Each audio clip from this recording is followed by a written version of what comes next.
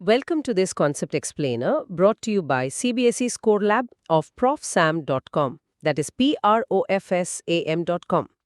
இன்னைக்கு நாம unit 14 semiconductor எலக்ட்ரானிக்ஸோட இன்ட்ரோடக்ஷனை ரொம்ப சிம்பிளா எக்ஸாமுக்கு A to Z எக்தம் பெர்ஃபெக்ட்டா புரிய வைக்க போறோம்.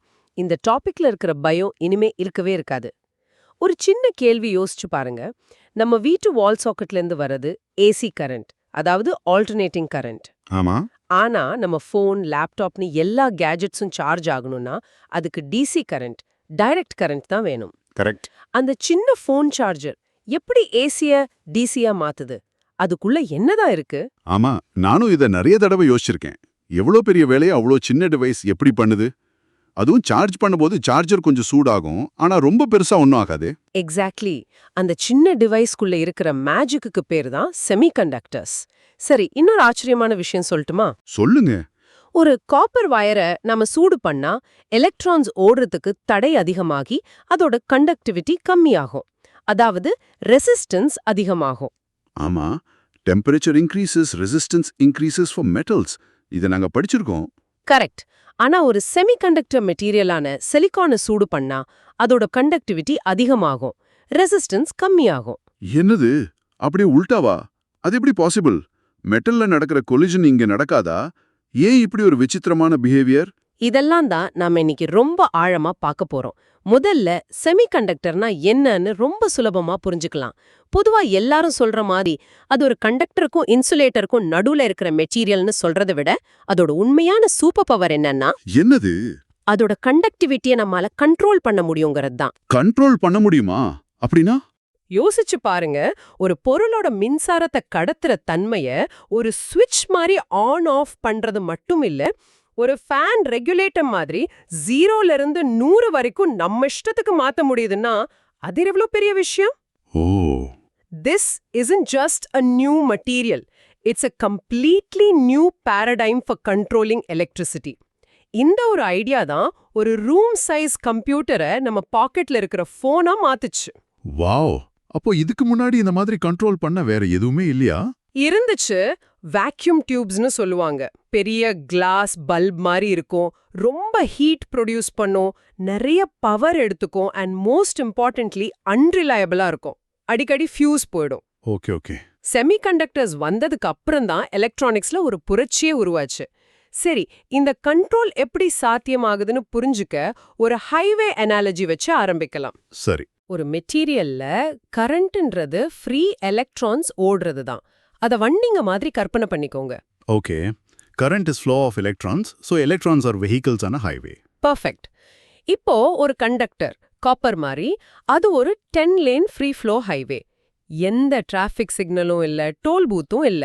வண்டிங்க, அதாவது எலக்ட்ரான்ஸ் பாட்டுக்கு ரொம்ப வேகமா போகும். அதனால தான் அது சூப்பர் கண்டக்டர். சரி, அப்போ இன்சுலேட்டர் ரப்பர் இல்லனா வுட் மாதிரி? அது ஒரு முழுசா பிளாக் பண்ண ஹைவே, பெரிய சுவர் கட்டி வச்ச மாதிரி. ஒரு வண்டி கூட நகர முடியாது. அதனால நோ கரண்ட் ஃப்ளோ. சரி. ஆனா செமிகண்டக்டர் சிலிகான் மாதிரி இது ஒரு ஸ்பெஷல் ஹைவே. ஸ்பெஷல் ஹைவேயா? ஆமா. நாம தேவைப்பட்டா டோல் பூத் வைக்கலாம், சில லேன்ஸை ஒன் வேயா மாத்தலாம், டிராஃபிக் போலீஸை வச்சு வண்டிகளை கண்ட்ரோல் பண்ணலாம். ஓ, அப்போ ஹைவேய நம்ம விருப்பத்துக்கு மாத்திக்க முடியறது தான் செமிகண்டக்டரோட அசல் விஷயமா? அந்த டிராஃபிக் கண்ட்ரோலுக்கு பேர் தான் டோப்பிங்கா? அளவுக்கு தான் உதவும். ஏன்? ஏன் செமிகண்டக்டர் இப்படி பிஹேவ் பண்ணுது, ஏன் ஹீட் பண்ணா கண்டக்டிவிட்டி அதிகமாகுதுன்னு புரியணும்னா நாம அதோட அட்டாமிக் லெவலுக்கு போகணும். எனர்ஜி பேண்ட்ஸ்னு ஒரு கான்செப்ட புரிஞ்சுக்கணும். Energy bands? நாங்க அட்டாமிக் பிசிக்ஸ் சாப்டர்ல எலக்ட்ரான் எனர்ஜி லெவல்ஸ்னு படிச்சிருக்கோம். ஒரு ஆட்டம்ல நியூக்ளியஸை சுத்தி எலக்ட்ரான்ஸ் சில ஆர்பிட்ஸ்ல சுத்தும், ஒவ்வொரு ஆர்பிட்டுக்கும் ஒரு எனர்ஜி லெவல் இருக்குன்னு. அதுக்கும் இதுக்கும் சம்பந்தம் இருக்கா? Excellent question. அதுக்கு நேரடி சம்பந்தம் இருக்கு. ஒரு தனி ஆட்டம்க்கு எனர்ஜி லெவல்ஸ் இருக்கிற மாதிரி கோடிக்கணக்கான ஆட்டம்ஸ் ஒன்னா சேரும்போது, அதாவது ஒரு சாலிட் மெட்டீரியலா உருவாகும்போது, அந்த எனர்ஜி லெவல்ஸ் ஒன்னோடொன்னு இன்டராக்ட் ஆகி எனர்ஜி பேண்ட்ஸா உருவாகுது. ஓகே, லெவல்ஸ் எல்லாம் சேர்ந்து பேண்ட்ஸா மாறுது. இருக்கு. சரி.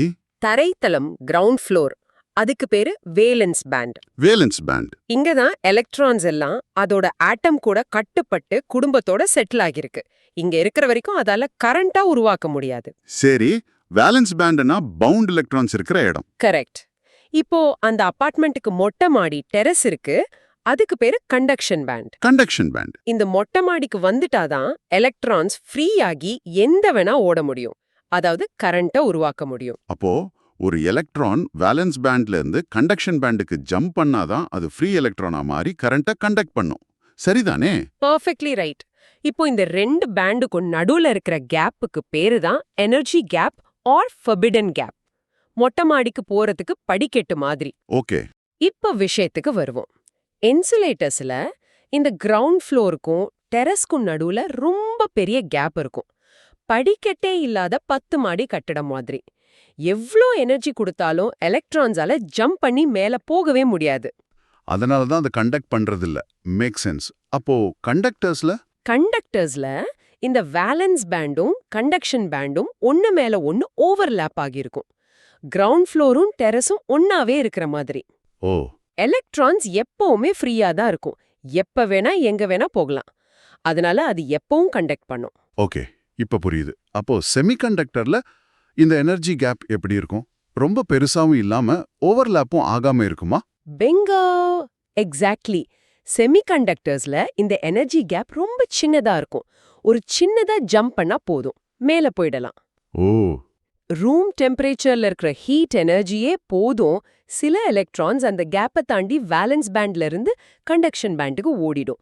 அதனால அது கொஞ்சமா கண்டக்ட் பண்ணும். ஓ, அதனால தான் சூடு பண்ணா கண்டக்டிவிட்டி அதிகமாகுது. நாம ஹீட் எனர்ஜி கொடுக்கும்போது இன்னும் நிறைய எலக்ட்ரான்ஸ் அந்த சின்ன கேப்பை தாண்டி கண்டக்ஷன் பேண்டுக்கு போகுது. So more free electrons, more conductivity. இப்போ கனெக்ட் ஆகுது. Brilliant. You got the core concept. சரி, இந்த அபார்ட்மெண்ட் அனாலஜி கான்செப்ட புரிஞ்சிக்க ரொம்ப உதவியா இருக்கு. ஆனா எக்ஸாம்ல எழுதும்போது இன்னும் கொஞ்சம் டெக்னிக்கலா சொல்லணும் இல்லையா? ஆமா. நம்ம NCERT பாடப்புத்தகத்துல இதை எப்படி எண்களை வச்சு விளக்குறாங்கன்னு பாப்போமா? செக்ஷன் 14.2ல ரெசிஸ்டிவிட்டி பத்தி சொல்றத கொஞ்சம் படிங்க. Sure. On the basis of the relative values of electrical conductivity, sigma, or resistivity, rho, the solids are broadly classified as I, metals. They possess very low resistivity. Rho is approximately 10 to the power minus 2 to 10 to the power minus 8 ohm meter. E, semiconductors. They have resistivity intermediate to metals and insulators. Rho is approximately 10 power minus 5 to 10 power 6 ohm meter. Insulators. They have high resistivity. Rho is approximately 10 power 11 to 10 power 19 ohm meter. Thanks. இந்த நம்பர்ஸ பாருங்க. 10 power minus 8, 10 power 6, 10 power 19. இந்த மாதிரி நம்பர்ஸா மனப்பாடம் பண்ண வேண்டாம். அதோட ஸ்கேலை மட்டும் புரிஞ்சுக்கோங்க. Okay. ஒரு இன்சுலேட்டரை விட ஒரு மெட்டல் பல கோடி கோடி கோடி மடங்கு அதிகமா மின்சாரத்தை கடத்தும். அந்த அளவுக்கு ஒரு பெரிய வித்தியாசம். செமிகண்டக்டர் இதுக்கு நடுவுல எங்கேயோ இருக்கு. ஆனா நீங்க சொன்னீங்க பியூர் செமிகண்டக்டர் ரூம் டெம்பரேச்சர்ல ஒரு நல்ல கண்டக்டர் கிடையாதுன்னு. அப்புறம் எப்படி அதோட சூப்பர் பவர் கண்ட்ரோலபிலிட்டி? நாம எப்படி கண்ட்ரோல் பண்றோம்? அதுக்கு தான் நாம டோப்பிங்ன்ற விஷயத்துக்கு வரோம்.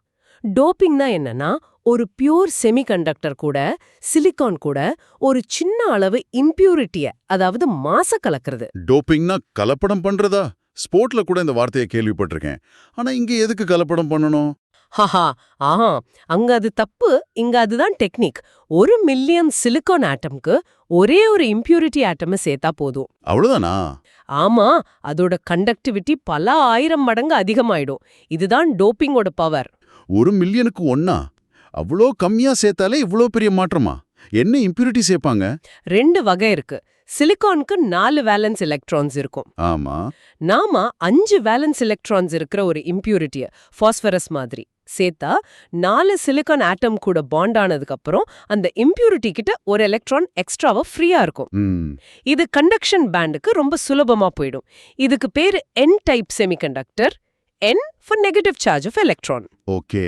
அப்போ எக்ஸ்ட்ரா எலக்ட்ரான்ஸை உருவாக்கி கண்டக்டிவிட்டியை நாமளே கூட்டிக்கிறோம். கரெக்ட். இப்போ இன்னொரு வகை இருக்கு. 3 வேலன்ஸ் எலக்ட்ரான்ஸ் இருக்கிற ஒரு இம்பியூரிட்டிய போரான் மாதிரி சேர்த்தா என்ன ஆகும்? இப்போ 3 சிலிக்கான் ஆட்டம் கூட பாண்ட் ஆனதுக்கு அப்புறம் ஒரு பாண்டுக்கு எலக்ட்ரான் இல்லாம ஒரு காலி இடம், ஒரு வேக்கன்சி உருவாகும். அந்த காலி இடத்துக்கு பேர் தான் ஹோல். ஹோலா? அதாவது எலக்ட்ரான் இல்லாத இடமா? அது எப்படி கரண்ட்டுக்கு உதவும்? அது ஜஸ்ட் an empty space. இது ஒரு பிரில்லியன்ட் क्वेश्चन. அந்த ஹோல்க்கு பாசிட்டிவ் சார்ஜ் இருக்கிற மாதிரி ஒரு எஃபெக்ட் இருக்கும். பக்கத்துல இருக்கிற ஒரு எலக்ட்ரான் அந்த ஹோல்குள்ள வந்து விழுந்தா இப்ப அந்த எலக்ட்ரான் இருந்த இடத்துல ஒரு புது ஹோல் உருவாகும். ஓ ஒரு பஸ்ஸில எல்லாரும் உட்கார்ந்து இருக்கிறாங்க. ஒரு சீட் காலி இருக்கு. முன்னாடி உட்கார்ந்து இருக்கிற ஆளு அந்த காலி சீட்டுக்கு வந்தா அவரோட பழைய சீட் காலி ஆகிடும். அத பாக்கும்போது அந்த காலி சீட் பின்னாடி நகர மாதிரி ஒரு illusion இருக்கும் இல்லையா? ஆமாமா, ஆள் முன்னாடி போறாங்க, ஆனா காலி சீட் பின்னாடி போகுது. அதேதான். இங்க எலக்ட்ரான்ஸ் நகரதால அந்த ஹோலும் நகர மாதிரி இருக்கும். A moving hole is equivalent to a moving positive charge. அதனால ஹோலும் கரண்ட்டை உருவாக்கும். இதுக்கு பேரு P-type semiconductor, P for positive charge of the hole. Hope everything is clear so far. This concept explainer is from profsam.com. That is profsam.com. Wow, இப்போதான் டோப்பிங்னா என்ன, என் type B டைப்னா என்னன்னு தெளிவா புரியுது. நாம எலக்ட்ரான்ஸையோ இல்ல ஹோல்ஸையோ உருவாக்கி கண்டக்டிவிட்டியை நம்ம கண்ட்ரோலுக்கு கொண்டு வர்றோம். எக்ஸாக்ட்லி. இதுதான் செமிகண்டக்டர் எலக்ட்ரானிக்ஸோட அடிப்படை. சரி, இப்போ எக்ஸாம்ல மார்க்ஸ் குறைக்கிற சில காமன் தப்புக்களை பார்க்கலாம். Okay, silent killers. ஆமா, தப்பு நம்பர் 1. செமிகண்டக்டர்னா பாதி கண்டக்ட் பண்ணும், அது ஒரு வீக் கண்டக்டர். ஸ்டூடெண்ட்ஸ் அந்த செமின்ற பேரை வச்சு அப்படி நினைச்சுக்கிறாங்க. ஆமா, செமினா ஹாஃப்னு ஒரு அர்த்தம் இருக்குல்ல, அதனால அப்படி நினைக்க வாய்ப்பு இருக்கு. நானும் ஆரம்பத்துல அப்படிதான் நினைச்சேன். ஆனா அது ரொம்ப பெரிய தப்பு. பியூர் செமிகண்டக்டர், அதாவது இன்ட்ரின்சிக் செமிகண்டக்டர், ரூம் டெம்பரேச்சர்ல ஒரு இன்சுலேட்டர் மாதிரி தான் பிஹேவ் பண்ணும். It's a very bad conductor. செஞ்ச பிறகுதான் அது ஒரு யூஸ்ஃபுல் கண்டக்டரா மாறும். ஓகே, அப்ப செமிகண்டக்டர்னா கண்ட்ரோலபிள் கண்டக்டிவிட்டி, மாடரேட் கண்டக்டிவிட்டி இல்ல. Pure semiconductor is a bad conductor. Doped semiconductor is a useful conductor. Got it. Correct. இப்ப தப்பு நம்பர் 2. ஒரு மெட்டலை சூடு பண்ற மாதிரி செமிகண்டக்டரை சூடு பண்ணா அதோட கண்டக்டிவிட்டி கம்மியாகும். இதுவும் ரொம்ப காமன் மிஸ்டேக். ஆனா நாம இப்பதானே இந்த அபார்ட்மெண்ட் அனாலஜி வச்சு இது தப்புன்னு புரிஞ்சுக்கிட்டோம். மெட்டல்ஸ்ல ஹீட் பண்ணா எலக்ட்ரான்ஸ் ஓடுற வழியில ஆட்டம்ஸோட வைப்ரேஷன் அதிகமாகி டிராஃபிக் ஜாம் மாதிரி கொலிஷன் அதிகமாகுது.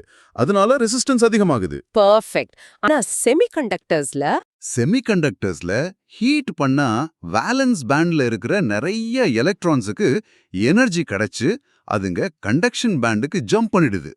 அதாவது நாம டிராஃபிக் ஜாம உருவாக்கல, புதுசா நிறைய வண்டிகளை அன்சார்ஜ் கேரியர்ஸை ஹைவேக்குள்ள கொண்டு வரோம். So more carriers means more current. Brilliantly explain. இந்த 2 எஃபெக்ட்ல செமிகண்டக்டர்ல இந்த நியூ கேரியர்ஸ் உருவாக்குற எஃபெக்ட் தான் டாமினண்டா இருக்கு. அதனால தான் ஹாட்டர் ஈக்குவல்ஸ் மோர் கண்டக்டிவ். இது மெட்டலுக்கு அப்படியே உல்டா. இந்த பாயிண்ட் எக்ஸாம்க்கு ரொம்ப முக்கியம். சரி சரி, இதெல்லாம் சுலபமா ஞாபகம் வச்சுக்க சில மெமரி ஆங்கர் சொல்றேன். முதல்ல ஒரு ஃப்ரேஸ், பியூரா இருந்தா யூஸ்லெஸ், டோப் பண்ணா சூப்பர் யூஸ்ஃபுல். இது நல்லா இருக்கு. Pure silicon is like an empty highway. Doping is like opening the gates for traffic. அதேதான். இன்னொரு பிசிக்கல் ஜெஸ்டர். டோப்பிங் மூலமா கண்டக்டிவிட்டியை கண்ட்ரோல் பண்றது நினைக்கும்போது ஒரு ஃபேன் ரெகுலேட்டரை திருப்புற மாதிரியோ இல்லனா ஒரு ஃபாசெட்டை திறக்கிற மாதிரியோ கற்பனை பண்ணிக்கோங்க. ஓகே, டோப்பிங் கான்சென்ட்ரேஷனை கூட்டுறது ரெகுலேட்டர்ல ஸ்பீடை கூட்டுற மாதிரி. Conductivity is in our hands. அந்த ஃபேன் ரெகுலேட்டர் அனாலஜி ரொம்ப கிளியரா இருக்கு. நம்ம கண்ட்ரோல்ல இருக்குன்னு நல்லா புரியுது. சரி, இன்னைக்கு கத்துக்கிட்டது 3 முக்கியமான பாயிண்ட்ஸ் சம்மரைஸ் பண்றேன். எக்ஸாம்க்கு முன்னாடி இதை மட்டும் கேட்டா போதும். சரி, பாயிண்ட் 1, செமிகண்டக்டர்ஸோட உண்மையான சூப்பர் பவர் அதோட கண்டக்டிவிட்டியை நம்ம விருப்பத்துக்கு கண்ட்ரோல் பண்ண முடியறது தான். இது டோப்பிங் என்ற ப்ராசஸ் மூலமா நடக்குது. பாயிண்ட் 2, இந்த பிஹேவியருக்கு காரணம் அதோட எனர்ஜி பேண்ட் ஸ்ட்ரக்சர்ல இருக்கிற சின்ன எனர்ஜி கேப் தான். ஹீட் பண்ணா எலக்ட்ரான்ஸ் இந்த கேப்பை தாண்டி ஃப்ரீ ஆகுறதால மெட்டலுக்கு உல்டவா அதோட கண்டக்டிவிட்டி அதிகமாகும். பாயிண்ட் 3, டோப்பிங் மூலமா நாம N டைப் அதாவது எக்ஸ்ட்ரா எலக்ட்ரான்ஸ் இல்லனா P டைப் அதாவது எக்ஸ்ட்ரா ஹோல்ஸ் இருக்கிற செமிகண்டக்டர்ஸை உருவாக்க முடியும். இந்த கண்ட்ரோலபிலிட்டி தான் ஃபோன், கம்ப்யூட்டர், டிவின்னு எல்லா மாடர்ன் எலக்ட்ரானிக்ஸ்க்கும் அடிப்படை. 12th CBSE Physics, Chemistry and Mathsல மேக்ஸிமம் மார்க்ஸ் வாங்க profsam.comக்கு விசிட் பண்ணுங்க. That is PROFSAM, right? Yes, profsam.com. அடுத்த டாபிக்ல சந்திக்கலாம்.